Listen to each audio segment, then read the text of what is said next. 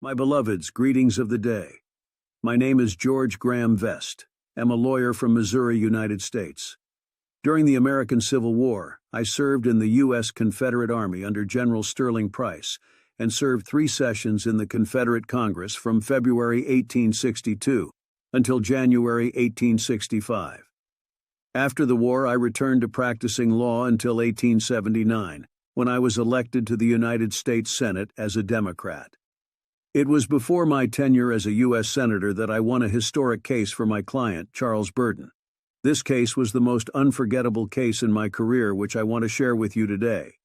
This case was about the death of a dog. My client's dog was shot dead by his neighbor. My client came to me fight this on his behalf in the court and get him justice. As a dog lover, I took up the case as a challenge and fought it in the Missouri court. During the trial, I stated to the jury that I shall either win the case or apologize to every dog in Missouri. The strong opposition lawyer fought the case equally well and gave me a tough fight. It was, in fact, a win-win situation for both. Then I thought I must put my life and blood into this case if ever I have to win it. During the presentation of my final argument to the jury, I made no reference to any of the testimony that I offered during the trial, and instead offered an eulogy of sorts. This eulogy is now known more popularly to the world as Vest's Eulogy of the Dog. I delivered my statement addressing the jury, telling about the role and importance of a dog in our human lives. This statement of mine had in later times created history as one of the most enduring passages of purple prose in American courtroom history. With that eulogy of dog that day, not only I won the case, but also won the hearts of millions of dog lovers in America. My beloveds, do you want to hear from me what I said in that eulogy of dog to jury that day? I said, "Gentlemen of the jury, the best friend a man has in the world may turn against him and become his enemy. His son or daughter that he has reared with loving care may prove ungrateful. Those who are nearest and dearest to us, those whom we trust with our happiness and our good name, may become traitors to their faith. The money that a man has he may lose. It flies away from him, perhaps when he needs it most. A man's reputation may be sacrificed in a moment of ill-considered action. The people who are prone to fall on their knees to do us honor when success is with us may be the first to throw the stone of malice when failure settles its cloud upon our heads.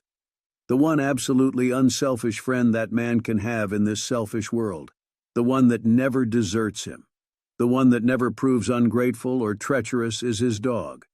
A man's dog stands by him in prosperity and in poverty, in health and in sickness. He will sleep on the cold ground, where the wintry winds blow and the snow drives fiercely, if only he may be near his master's side. He will kiss the hand that has no food to offer. He will lick the wounds and sores that come in encounters with the roughness of the world. He guards the sleep of his pauper master as if he were a prince. When all other friends desert, he remains. When riches take wings and reputation falls to pieces, he is as constant in his love as the sun in its journey through the heavens. If fortune drives the master forth, an outcast in the world, friendless and homeless, the faithful dog asks no higher privilege than that of accompanying him, to guard him against danger, to fight against his enemies. And when the last scene of all comes, and death takes his master in its embrace, and his body is laid away in the cold ground, no matter if all other friends pursue their way, there by the graveside will the noble dog be found, his head between his paws, his eyes sad but open in alert watchfulness, faithful and true even in death. After delivering this statement, my beloveds, there was a long silence in the court hall.